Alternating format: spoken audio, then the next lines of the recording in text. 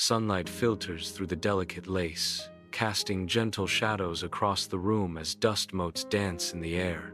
A woman lies still in the large, ornate bed, her face pale and drawn, a picture of fragile beauty. Cinderella sits beside her mother, her small hand resting tenderly on her mother's.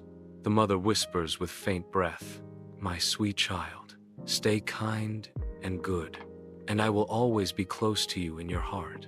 The mother passes away peacefully. A year has passed, and in the tranquil graveyard, Cinderella visits her mother's grave. With gentle hands, she meticulously clears away fallen leaves, honoring her mother's memory. Fresh flowers are tenderly placed, a promise kept to remain kind and good. Later, at Cinderella's home, the arrival of a carriage signals a shift in destiny. Her father remarries, introducing his new wife, a figure of unknown intent. The stepsisters enter, their presence altering the atmosphere of the household. In the heart of Cinderella's home, Drizella and Anastasia close in, their cruel amusement casting a long shadow. With wicked glee, they tear at Cinderella's dress, ripping away the delicate silken lace. Stripped of her finery, Cinderella stands in a simple gray smock and wooden shoes, her head bowed in quiet resignation. Look at the proud little princess in rags.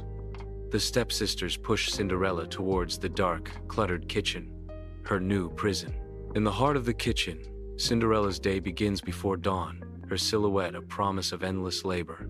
Flames dance to her will as Cinderella expertly kindles the hearth, a spark of warmth against the encroaching cold.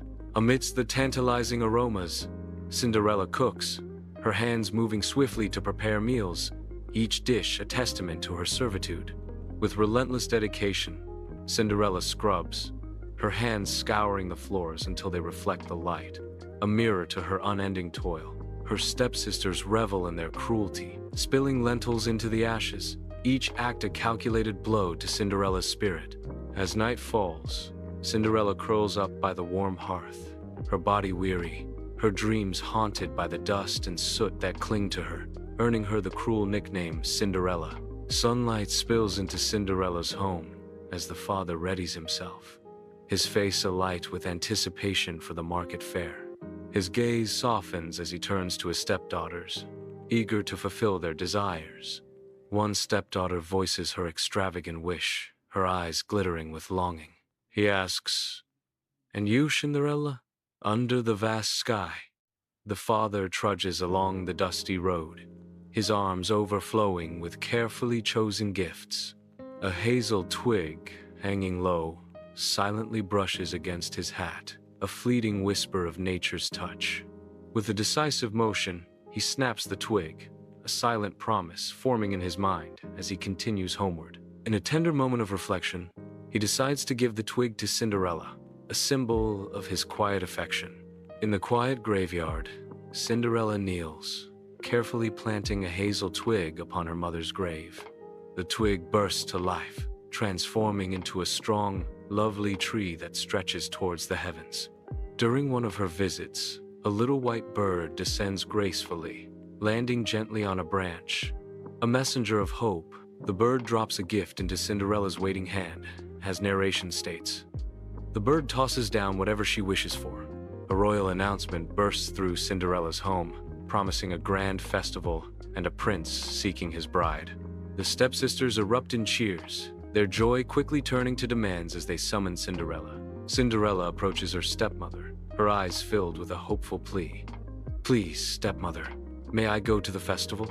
The stepmother dismisses her with a cruel laugh. "You, Cinderella, you're covered in dust. You have no proper dress or shoes, and you can't possibly dance. We'd be embarrassed." Under the harsh glare of daylight, the stepmother, eyes gleaming with malice, dumps a bowl of lentils into the sooty fireplace. "If you can sort these out in 2 hours, you may come," the stepmother declares. Cinderella, defeated, retreats towards the hazel tree, calling out to the birds. A whirlwind of wings fills the air as birds descend, their beaks a blur of efficiency. Cinderella, hope renewed, presents the sordid bowl to her stepmother, only to be met with scorn. "No, Cinderella, you have no proper dress and wouldn't fit in." In the quiet graveyard, Cinderella walks towards the ancient tree. Under the cloak of night, she whispers her deepest wish into the darkness. Suddenly, a little white bird descends from above, carrying magic in its wings. A beautiful gown, shimmering with gold and silver, flutters gently to the ground. Silk-stitched slippers join the gown, completing the enchanted ensemble. Eager and excited, Cinderella kneels and puts on the sparkling dress. Cinderella enters the ballroom, her presence commanding attention. Her step-family, lost in their own world, remains oblivious to Cinderella's true identity. The prince, captivated, takes Cinderella's hand, initiating a dance that enthralls the court. The court watches, spellbound by Cinderella's beauty. As the clock ticks closer to midnight, Cinderella subtly begins her retreat.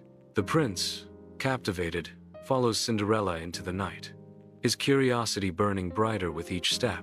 Cinderella, sensing his presence, melts into the shadows of her family's garden shed. Night after night, Cinderella dazzles anew, each gown more enchanting than the last, courtesy of the enchanted tree. Their waltz becomes a whirlwind of stolen moments, each dance weaving a deeper spell.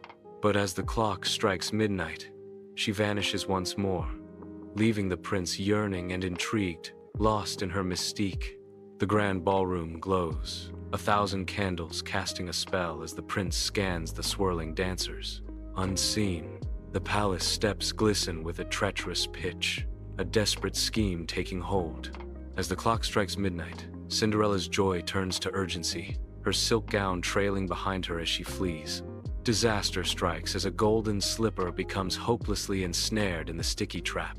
The prince watches as Cinderella vanishes into the night, leaving behind only a trace of her fleeting presence.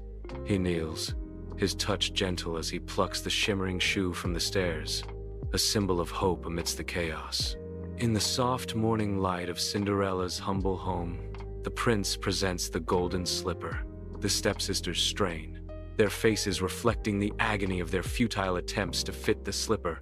With a formal air, the prince's question hangs heavy. Only the girl, whose foot fits this golden slipper, shall become my bride. The prince presses, "Do you have another daughter?" Cinderella's father hesitantly admits, "Yes, I have, Cinderella." Cinderella, her face radiant and pure, tentatively steps into the room, a portrait of shy anticipation. She settles onto a simple stool, her movements delicate as she removes her wooden clog, revealing a foot destined for magic. The golden slipper slides onto her foot with ethereal grace, a perfect fit that seals her destiny. The prince's eyes lock onto Cinderella's, a dawn of recognition breaking across his face as he declares, "This is my true bride." At the royal wedding, the stepsisters stand at the edge, hope and fear battling in their eyes as they yearn for acceptance. Cinderella, glowing in her bridal gown, notices their plight and turns toward them, her face softening with compassion. With graceful steps, Cinderella approaches the stepsisters, her eyes reflecting forgiveness. Cinderella welcomes them warmly, her gesture raising past hurts and promising a future of happiness.